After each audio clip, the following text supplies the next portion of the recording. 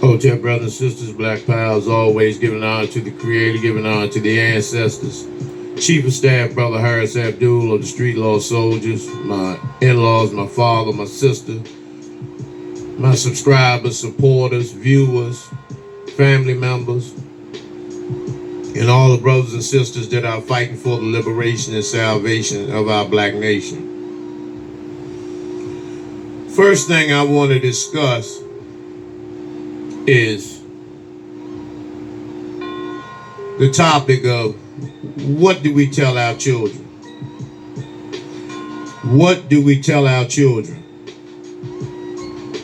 in terms of education, in terms of race, in terms of economics, in terms of spirituality, in terms of intellect, in terms of sexuality? What do we tell our children, our babies, on these particular things that are vital to our existence, primarily today, when most of us, unfortunately, based on lack of education, based on economic castration and financial paralyzation, that we will not be able to leave our babies anything to build on in terms of finance. In other words, I know in the hood, most of the brothers and sisters in the hood leave here without adequate life insurance policies that will give the next generation a jump start into the world in all aspects, in terms of creating their own business, and in terms of purchasing a home, even a vehicle, or extra currency and capital with one of these white banks that rips us off every single minute of the hour. And so when we leave, a lot of us leave other people in debt. And a lot of times it's based on our lifestyles as well. However, those who are able to leave something behind for the next generation to build on, a lot of times it's not a whole lot, but it can be sufficient and it can work if properly executed.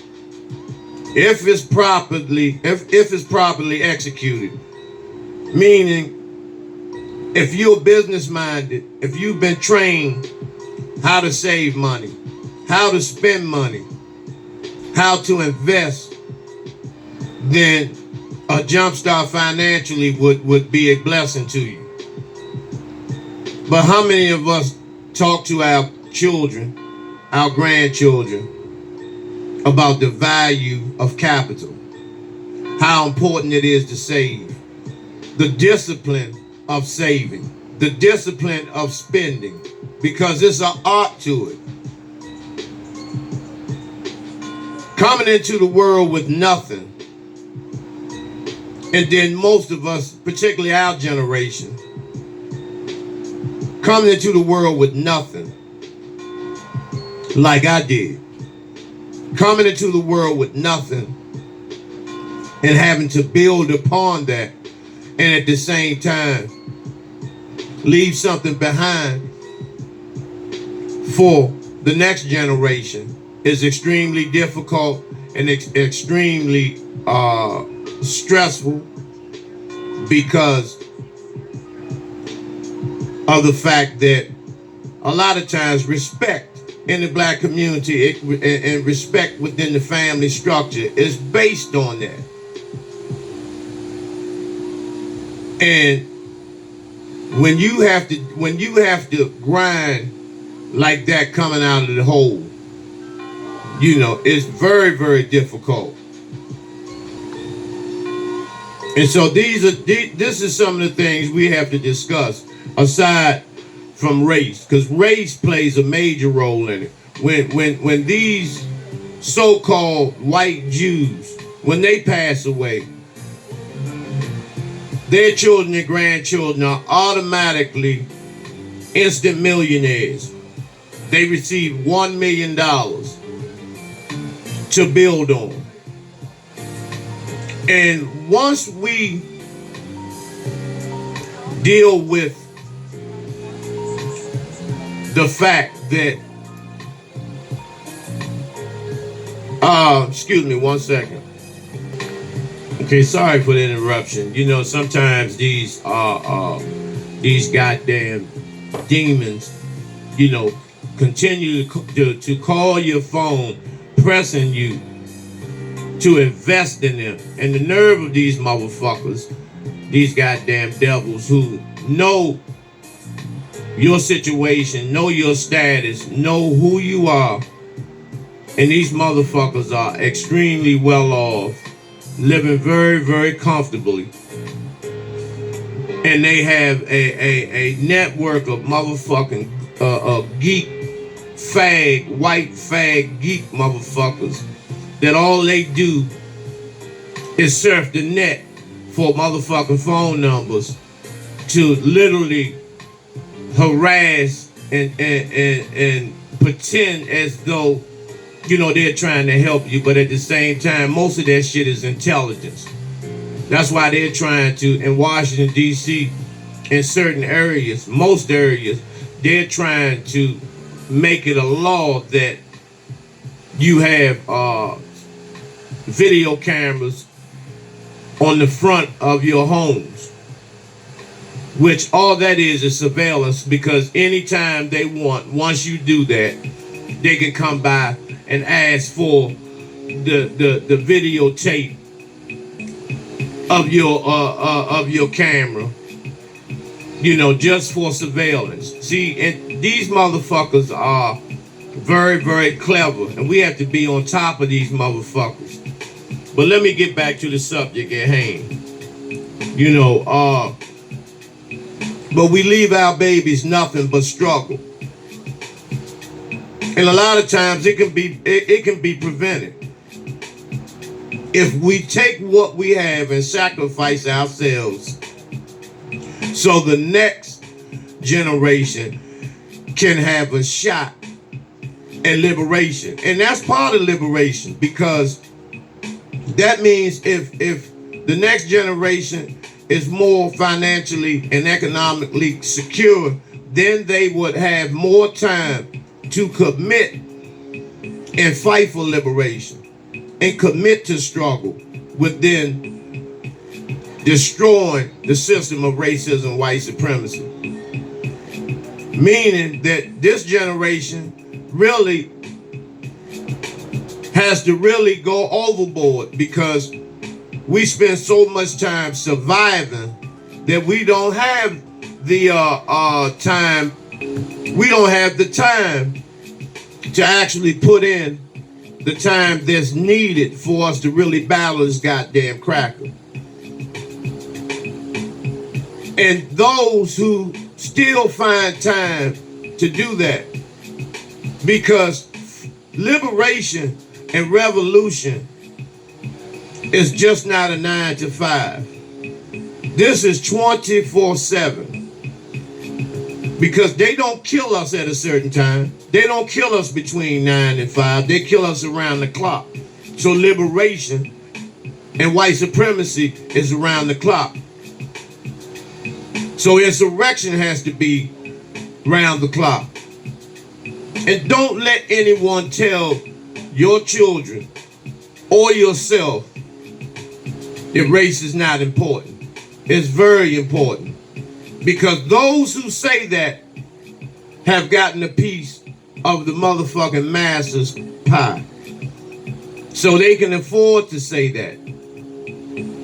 But if you look in the history of any of our brothers and sisters, prior to them getting the scraps and the crumbs from Massa, they were hardcore revolutionaries.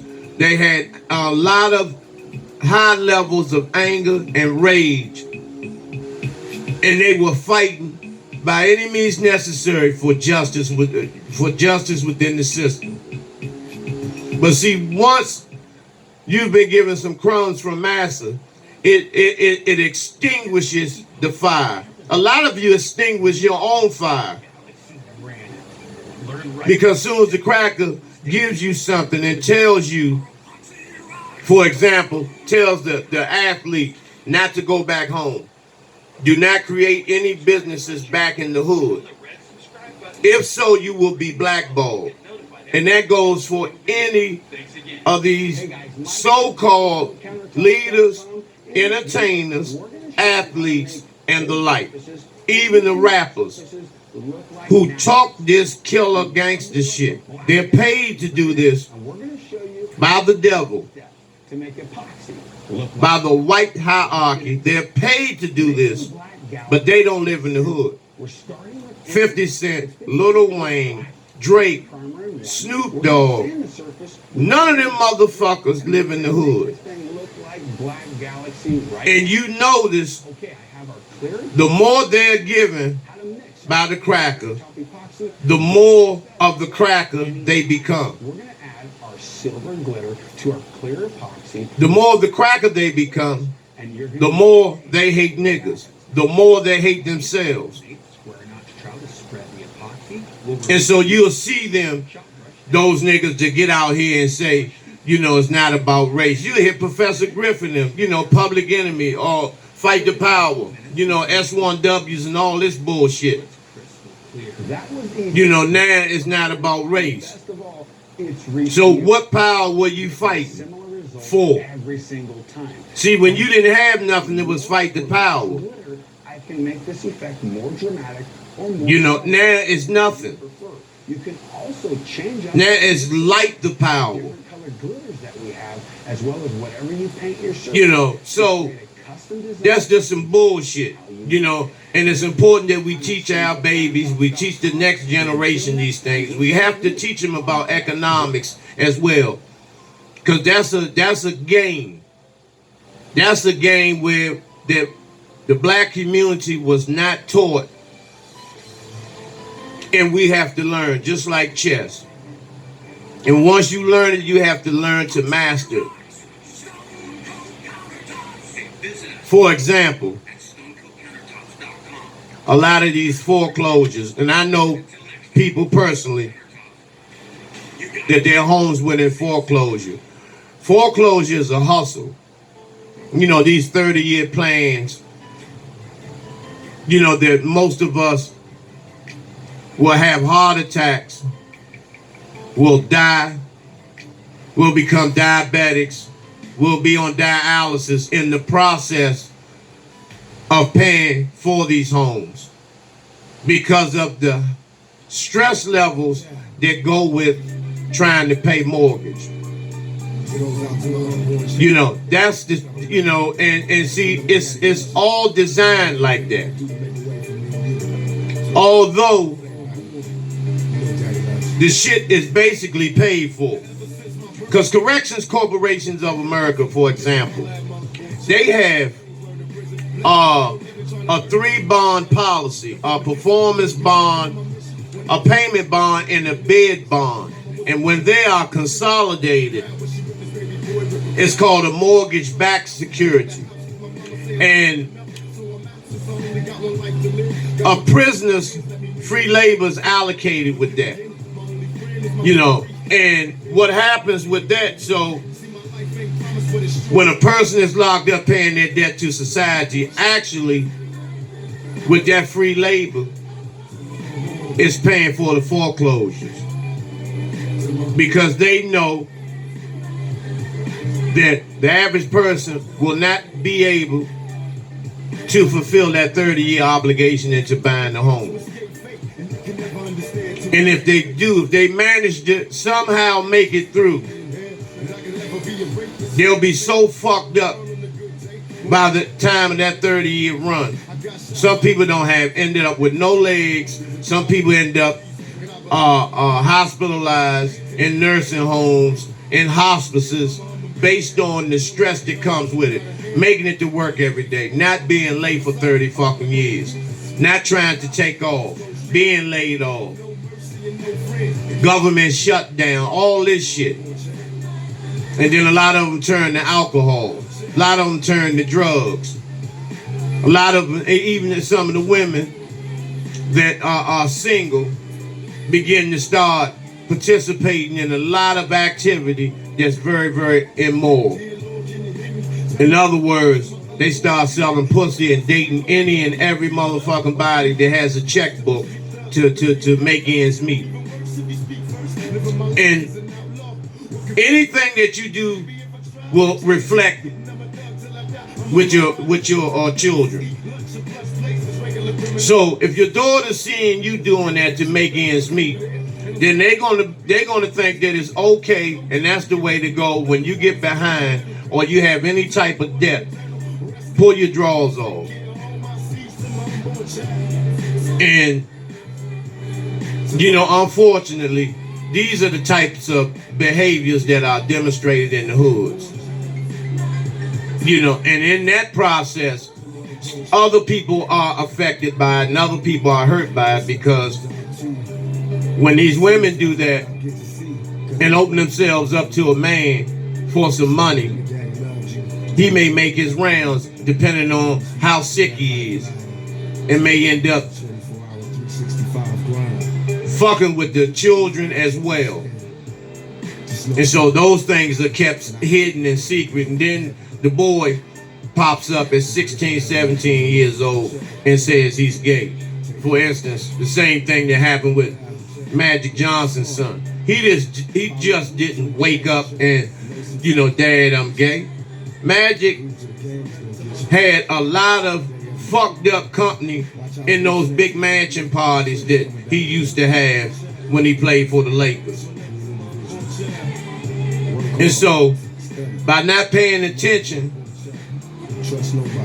to what was going on in his home, by being so high and drunk and screwing everything that wasn't screwed down, his son was fucked with. More than likely by an NBA player that he will probably never reveal, because he has gotten more attention and more kudos for being a motherfucking cocksucking faggot. He's celebrated for being a cocksucking faggot. So he don't really have to even mention that. But let him go broke and let this LGBT shit crumble. Or Magic goes broke. And then the book deal will come and he'll talk about how many NBA players touched him. This is how this shit goes. But like I said, a prisoner's free labor is allocated with people's floored mortgages. And so these crackers always have a system to fall back on. When you go to court, they look at you in court. The judge is more of a broker. They want to see what your status is. That's why they ask you, where do you work? How much money do you make? Do you have any collateral? The public defender always asks you this. Do you have any cars? Do you have any jewelry? Do you have any insurance policies? See, those things, it's a kitty that's brought to the table. And see, that determines what is going to happen with you. How much time you're going to do. How much of an asset can you be to white supremacy? That will determine how long you will stay in jail. Whether you'll be an asset to them, in or outside of the motherfucking walls. And if you're not an asset to them out here, then you go in. They'll fix it where they'll make you feel guilty. You paying your debt to society. Now you're working a $40 to $50 an hour job in prison for 80 fucking cents. And see, this is how all these debts are paid. Because, when you see the 90 snakes always talk about being in debt. This comes from the 1700s, when the United States used to borrow billions of dollars to finance their wars. And this is why they have wars every so often. Because every time they're about to pay the debt back, a war kicks off. And they go back into debt again. They go back into debt again. They go back into debt again. And see, those numbers that they put up where you read the United States, how much they are in debt, that's bullshit. Those are just numbers for you to keep you in check, to make you think the country is in debt, to keep you from asking for anything, and to use that as justification for turning down everyone in the black community.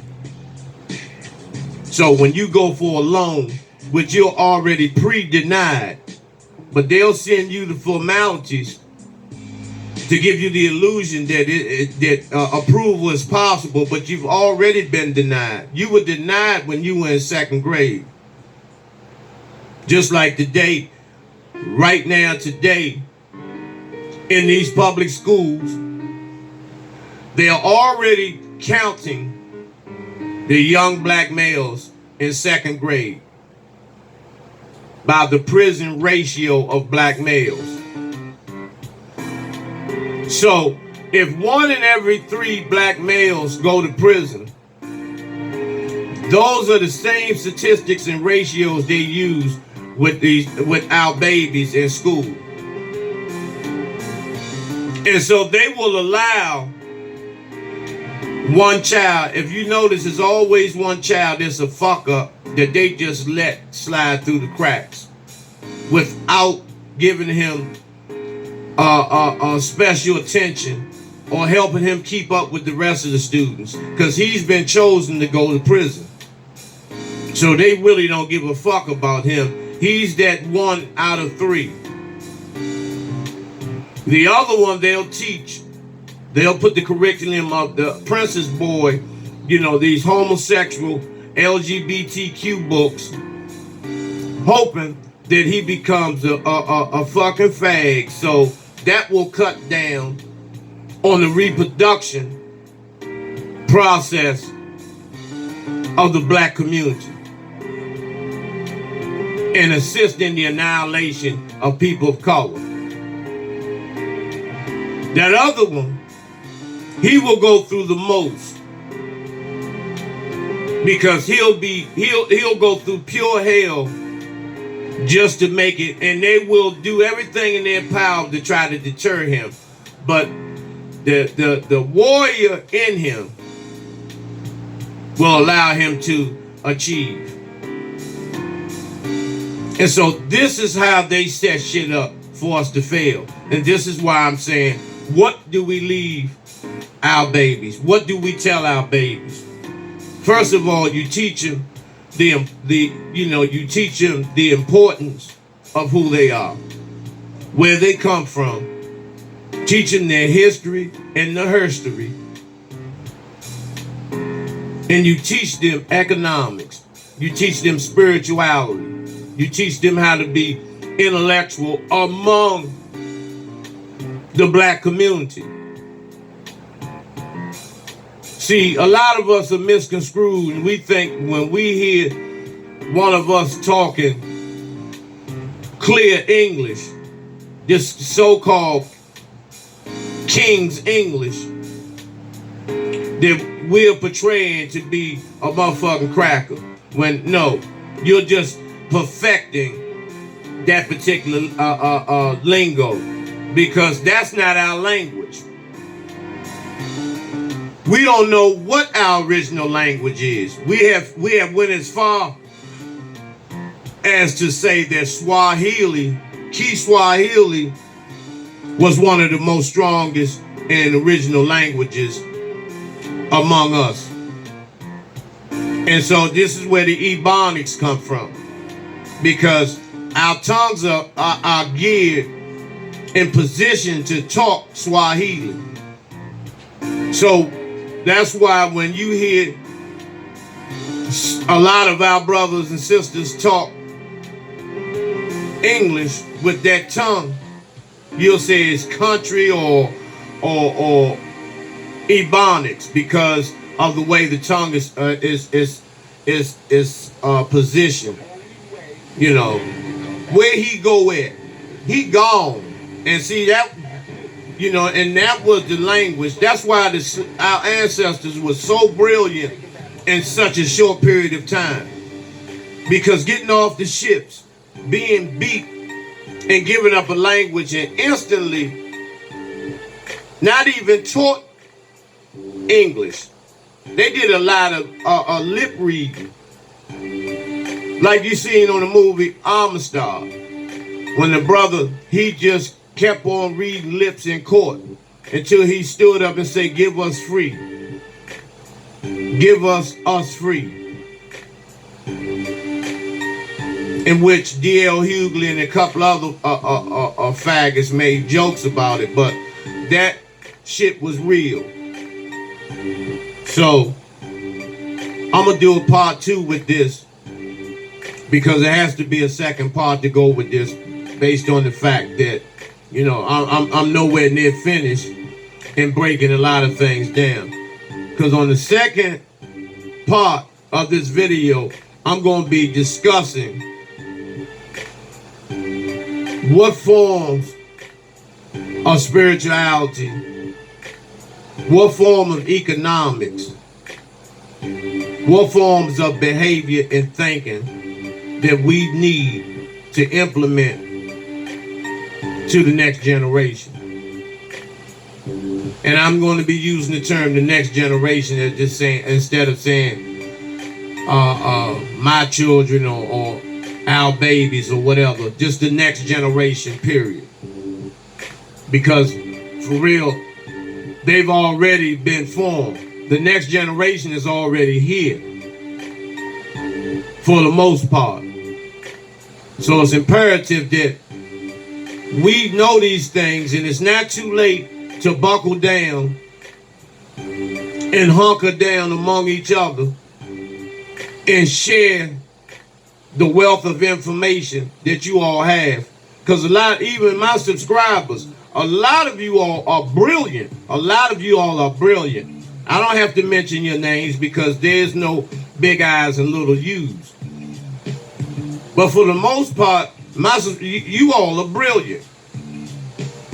With the exception of, you know, some of you, you know, say dumb shit just to see what the response is going to be, because you feel so fucked up about yourself. You still a goddamn knuckleheaded ass fag slave, you know, that you want to create a distorted view of what's being shown and said to you. You know, but for the most part, you brothers and sisters are brilliant. And where you're at in your walk in terms of your knowledge base is right where you're supposed to be at this particular moment in time. Because growth and development never ceases.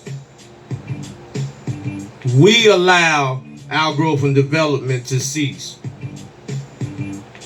with distractions. And so these things have to be prioritized.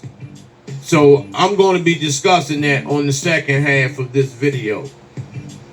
So until then, brothers and sisters, Hotep, Black Power.